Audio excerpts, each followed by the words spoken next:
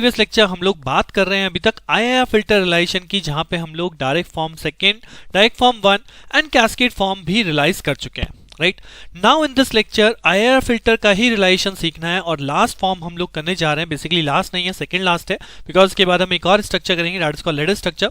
So this is parallel realization of IIR filter. और again अगर मैं इसमें बात करूं तो इसमें फिर से आपको DF2 ही रिक्वायर्ड होने वाली है। जी हाँ, जैसे हमने कैस्केड में देखा था कि DF2 ही रिक्वायर्ड होती है, सेम यहाँ पे भी आपको DF2 रिक्वायर्ड होने वाली है। So if you don't have any idea regarding DF2 या अभी आप DF2 भूल चुके हो, सो वापस पहले इस लेक्चर में प्रोसीड करने से पहले एक बार DF2 रिकॉल जरूर कर लीजिएगा। राइट सो बहुत इजीली आपको ये लेक्चर समझ में आने वाला है, प्रैक्टिस प्रॉब्लम के साथ करेंगे। तो चलिए अपना लेक्चर स्टार्ट करते हैं। Parallel realization of IIR filter.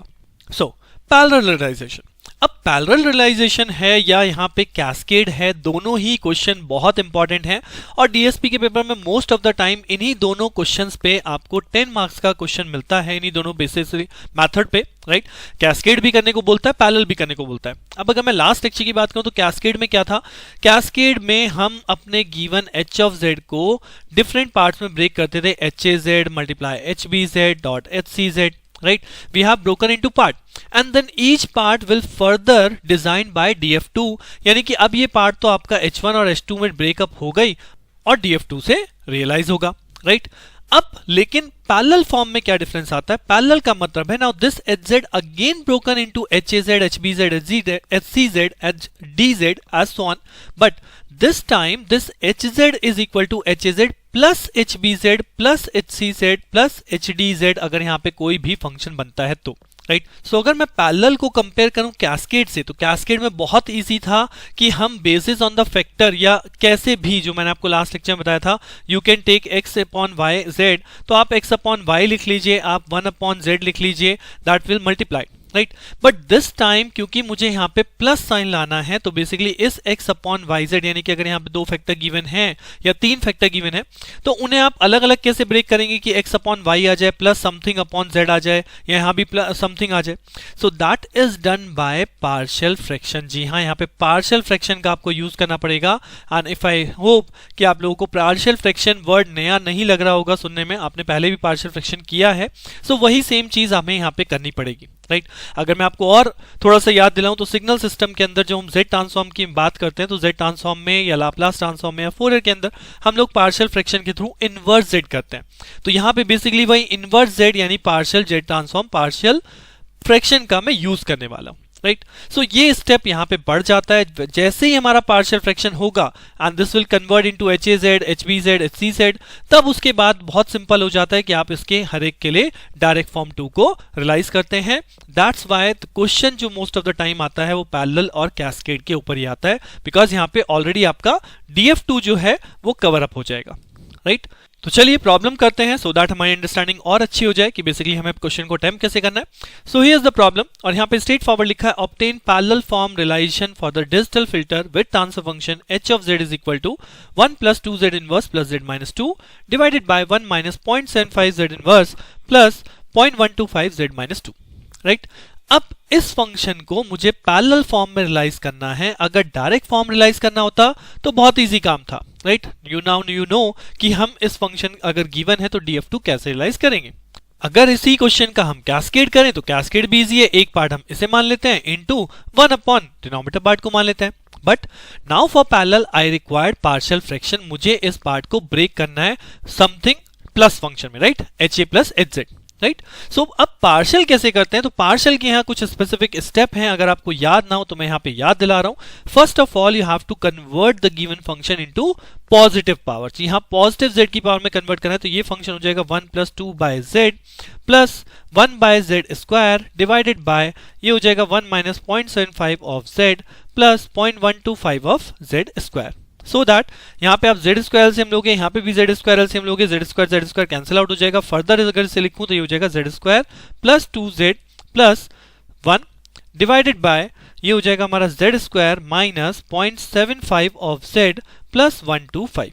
Right तो सबसे पहला स्टेप यही है कि अपने गिवन फंक्शन को पॉजिटिव पावर ऑफ z में कन्वर्ट कर लीजिए। So now hz is written as like this. अब नेक्स्ट स्टेप क्या होता था, इफ यू रिमेंबर, जी हम दोनों साइड क्या करते थे, z से डिवाइड, तो hz अपॉन z करेंगे इज इक्वल टू हो जाएगा z square plus 2z plus 1 divided by z into z square minus 0.75z plus 0.125, right. So ये दोनों स्टेप आपके एक तरह से लगने ही लगने होते हैं। पहले क्वेश्चन को आपने z की फॉर्म में कन्वर्ट किया, उसके बाद यहाँ पे z से डिवाइड किया both side, so now hz by z becomes this function. अब पार्शियल का रूल क्या होता है, पार्शियल के अंदर यहां जो आप z स्क्वायर टर्म देख रहे हैं, ये जो क्वाड्रेटिक टर्म देख रहे हैं, इसका मतलब क्या है, यहाँ पे दो रूट्स हैं, तो हम इसको ब्रेक करेंगे, और ब्रेक करने के लिए आपको इसके क्या करना है, फैक्टर, और फैक्टर करने के लिए जस्ट यूज कीजिए अपना कैलकुलेटर, आपको दो फैक्टर मिल जाएंगे, और मैं इसको तुरंत फैक्टर फॉर्म में कन्वर्ट कर सकता हूं, that is z square plus 2z plus 1 as it is, z as it is, और इसके दो फैक्टर क्या होंगे, 0.125 के ऐसे फैक्टर जिनका सम 0.75 हो, तो that is z of 0.5 and z of minus 0.25, right. और ये मुझे कुछ याद नहीं रखना है, मुझे कोई रूल नहीं याद रखना है, सिंपली अपना कैलकुलेटर चलाइए, 100 ms के अंदर आप इक्वेशन को सॉल्व कर सकते हैं। So just go to the mode, equation में जाइए, इक्वेशन में आपको डिग्री मिलेगा, डिग्री जस्ट 2 लिखिए, देन a की वैल्यू 1, b की वैल्यू minus 0.75, c की value 0.125, you will get this root, right? So this is a simple process to calculate the root value. So first step positive power conversion, second step z से divide, और इस नीचे वाले portion यानी denominator part को हमने कर लिया फैक्टराइज, यानी कि सिंगल ऑर्डर फॉर्म में कन्वर्ट कर लिया। This is a single order factor, single order factor, single order factor, right. अब इसके बाद क्या करते हैं, नाउ दिस इक्वेशन यानी दिस, ये जो हमारे पास फंक्शन बना है, अब इसको हमें क्या करना है, partial fraction, so that is written as a upon z plus b upon z minus 0.5 plus c upon z minus 0.25, right. So अब मुझे यहाँ पे पार्शियल फ्रैक्शन के बाद a b c की वैल्यू निकालनी है, तो now this function is written as this. इसके बाद क्या करते हैं, टेक द एलसीएम, तो अगर मैं यहाँ पे एलसीएम लूंगा तो एलसीएम से एलसीएम कैंसिल आउट हो जाएगा, यहाँ टर्म बचेगा आपका z square plus of 2z plus of 1 is equal to a में मल्टीप्लाई आएगा z माइनस 0.5 और z माइनस 0.25, राइट। b में मल्टीप्लाई आएगा b इंटू z माइनस 0.25, और c में मल्टीप्लाई आएगा z into z minus 0.5, right. और ABC की वैल्यू कैसे कैलकुलेट करते हैं, for z is equal to 0, हमें किसकी वैल्यू कैलकुलेट हो जाएगी, a की। अगर मैं इस फैक्टर को 0 पुट करूंगा यानी z minus 0.5 is equal to 0 यानी z इज इक्वल टू 0.5, तो मुझे b की वैल्यू कॉल हो जाएगी, और जब मैं z माइनस 0.25 को इक्वल टू 0 करूंगा तो मुझे z की वैल्यू मिलेगी 0.25, तो उसे जैसे हम यहाँ पे पुट करेंगे we get the c value, right. So एक तरह से जो ये नीचे फैक्टर होते हैं इसको आप इक्वल टू 0 कर रहे हो, तो फॉर फर्स्ट कंडीशन की z is equal to 0, right hand side पे हमारा क्या बचेगा, 0 plus 0 plus 1 is equal to, यहाँ पे हमने z को 0 किया तो b भी 0 हो जाएगा, c भी 0 हो जाएगा, केवल a में वैल्यू बचने वाली है, that is minus of 0.5 minus of 0.25, right. और यहां से अगर हम a को सॉल्व करें तो सॉल्व होकर आपके पास आ जाएगा a is equal to 8, right. इसी तरह से अगर आप for z minus 0.5 is equal to 0 यानी कि z इज इक्वल टू 0.5 के लिए कैलकुलेट करेंगे, तो यहाँ पे 0.5 रखना है दिस टाइम, तो ये हो जाएगा 0.5 स्क्वायर, ये हो जाएगा 2 into 0.5, this become plus 1 is equal to, यहाँ पे आपके पास क्या बचने वाला है, क्या आपने z माइनस 0.5 को 0 पुट किया तो ये पार्ट 0, z माइनस 0.5 को 0 पुट किया तो ये c वाला पोर्शन 0, केवल b एक फैक्टर ऐसा है जहाँ पे z माइनस 0.5 फैक्टर नहीं है, तो यहाँ पे आपने रखा 0.5, और 0.5 माइनस 0.25 दैट बिकम अगेन 0.25, और यहाँ से आपको b को सॉल्व करना है, you will get b is equal to 9। And similarly the third part that is for z minus 0.25 is equal to 0 यानी z इज इक्वल टू 0.25, तो जब ये पुट करेंगे सॉल्व करेंगे 0.25 square plus 2 into 0.25 plus 1 is equal to, अब की बार a component 0 हो जाएगा क्योंकि z माइनस 0.25 0 पुट कर रहे हैं, z माइनस 0.25 0 पुट कर रहे हैं, b भी 0 हो जाएगा, केवल c में वैल्यू बचने वाली है c इंटू 0.25, और 0.25 minus 0.5 that is minus of 0.25, यहां से आपको c सॉल्व करना है and you will get c is equal to minus of 25, right. So ultimately ये जो हमारा फंक्शन था this is hz upon z, तो hz अपॉन z हमने माना कि ये फंक्शन आया था और इस फंक्शन की value a upon z plus b upon this plus c upon this, तो यहाँ पे a b c की वैल्यू जब पुट करूंगा तो दिस a बिकम्स 8, तो ये हो जाएगा 8 बाई z यानी hz upon z is equal to 8 by z, plus b की वैल्यू हमने कैलकुलेट किया 9 तो plus 9 upon z minus 0.5 and c की वैल्यू माइनस 25 है तो this become minus 25 divide by z minus 0.25। So parallel parallelization के case में हमें यहाँ पे पार्शियल फ्रैक्शन करके इस फॉर्मेट में क्वेश्चन को लाना होता है। अगर आपको क्वेश्चन z इनवर्स फॉर्म में दिया है जैसे कि यहाँ पे था, तो पहले z की पावर में कन्वर्ट करूंगा, then hz by z, then partial. Otherwise might possible आपको क्वेश्चन पॉजिटिव पावर में गिवन हो, so you will apply the directly this step and then find out the partial, right. So यहाँ पे partial करना main important task है। एक बार आपके पास partial हो गया, उसके बाद वापस hz को कैलकुलेट करना है। दैट मींस ये z फर्दर मल्टीप्लाई जाएगा ऑन द राइट साइड, तो ये बन जाएगा 8, ये बन जाएगा 9z divide by z minus 0.5 और ये सीधे से बन जाएगा 25z divide by z minus 0.25। अब इसे वापस से z इनवर्स की फॉर्म में कन्वर्ट कीजिए, यानी कि 8 प्लस 9, अब यहां से z कॉमन ले लूंगा तो ये हो जाएगा 1 minus 0.5 z inverse and minus यहां से भी z कॉमन कर दिया तो ये हो गया 25 upon 1 minus 0.25 z inverse, right. So this is now h of z, जो अल्टीमेटली किस फॉर्मेट में आ रहा है? This is basically ha, this is basically hb and this is basically h of c। अब यहां पे अब देखिए पार्शियल कर चुके, पहले ही हमारे क्वेश्चन की लेंथ बन चुकी है, राइट।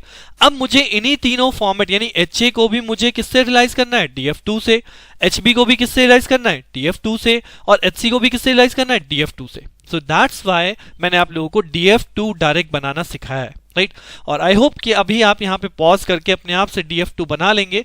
अब तो आपको समझ में आ ही चुका होगा कि DF2 में क्या होता है। अगर मैं DF2 यहाँ से बनाऊं डायरेक्टली, सो अगर मैं सेकंड फंक्शन यानी HB के लिए बनाता हूं तो डिनोमिनेटर पार्ट पीछे आता है, राइट। और इस पूरे फंक्शन में कितने z इनवर्स हैं? केवल सिंगल। तो DF2 बनता कैसे है? एक हम लेते हैं x, एक लेते हैं इंटरमीडिएट और एक लेते हैं y, यानी एक हो गया हमारा x, एक हो गया w और एक हो गया y। इंटरमीडिएट पे लगता है z इनवर्स, यानी क्या लगा z इनवर्स? सिंगल ही z इनवर्स चाहिए। अब इस z इनवर्स में जो मल्टीप्लायर है वो पीछे की तरफ जाता है विद अपोजिट साइन, तो यहाँ पे 0.5 का मल्टीप्लायर लगेगा और ये यहाँ पे x के साथ एड ऑन हो जाएगा, इट विल जनरेट्स w। और इस w में क्या मल्टीप्लाई हो रहा है ऊपर? 9, तो केवल यहाँ पे आपका 9 का मल्टीप्लायर लगेगा and it will gives you y, right. तो सिंपल गिवन फंक्शन को हमने DF2 से रियलाइज करा। सेम यही काम आपको यहां पे करना है। अगर इस फंक्शन को देखें सो 1 माइनस 0.25 z इनवर्स, यानी इसके लिए भी सेम काम, एक इनपुट, एक मिडिल आउटपुट, एक आउटपुट। मिडिल आउटपुट पे लगेगा इनवर्स फंक्शन, राइट। इस इनवर्स फंक्शन पे आप मल्टीप्लाई लगाओगे अपोजिट साइन से, यानी कि हो जाएगा 0.25 और ये फर्स्ट फंक्शन में जाके इनपुट के साथ एड ऑन हो जाएगा, it will generate your middle output. अब इस मिडिल आउटपुट पे किसी मल्टीप्लाई हो रही है ऊपर 25, बट ये माइनस कहां जाएगा? अल्टीमेटली माइनस 25 है, this is plus and this is minus, right. So ultimately मैं यहां पे मल्टीप्लाई लगाऊंगा जो कि माइनस 25 का होगा, it will generate your this output. यानी इस फंक्शन के लिए ये हो गया DF2, HB के लिए ये हो गया हमारा DF2। नाउ 8 को कैसे रिप्रेजेंट करेंगे? सो 8 का मतलब है अ सिंगल लाइन, राइट। और इसमें मल्टीप्लाई किसका लग गया? इसमें मल्टीप्लाई लग गया 8 के लिए, क्योंकि यहाँ पे आपके पास कोई नीचे टर्म है ही नहीं, कोई डिले एलिमेंट नहीं है। सो जब डिले एलिमेंट ही नहीं है तो straight forward a single line. अब तीनों के DF2 बन चुके हैं। If you remember the cascade form, तो कैस्केड में मैंने आपको बोला था एक का आउटपुट दूसरे के इनपुट पे कनेक्ट होता है, एक फंक्शन का आउटपुट दूसरे के इनपुट पे कनेक्ट होता है। बट दिस टाइम मैं कैसे कनेक्ट करूंगा? Because this is parallel. तो पैरेलल केस में क्या होगा? I will connect all the inputs together, right, and I will add all the outputs to a particular point. तो यहाँ पे आउटपुट सम हो जाएंगे and then it will generate your final output and this will become your final input, right. तीनों input combine और तीनों output आपने कर दिए combine, so that gives you the parallel realization, right. So this is the circuit. अगर मैं actual दिखाऊं तो ये आपका सर्किट है, जो आपका HA था जो मैंने भी आपको दिखाया, ये हमारा HB था और ये हमारा HC था। तो तीनों को हमने ज्वाइन कर दिया, this is given by single input XN, और ये तीनों यहाँ पे एड ऑन हो गए एडर के through and gives you YN output. So with this आपका parallel relation of IRF filter over होता है। अब एक और रिलेशन हम नेक्स्ट लेक्चर में देखने वाले हैं, that is called ladder structure, and this is also important because ladder के ऊपर भी स्ट्रेट फॉरवर्ड क्वेश्चन पेपर में आपको क्वेश्चन मिलता है, राइट। सो जानने के लिए बने रहिए मेरे साथ, मिलते हैं नेक्स्ट लेक्चर में। Thank you.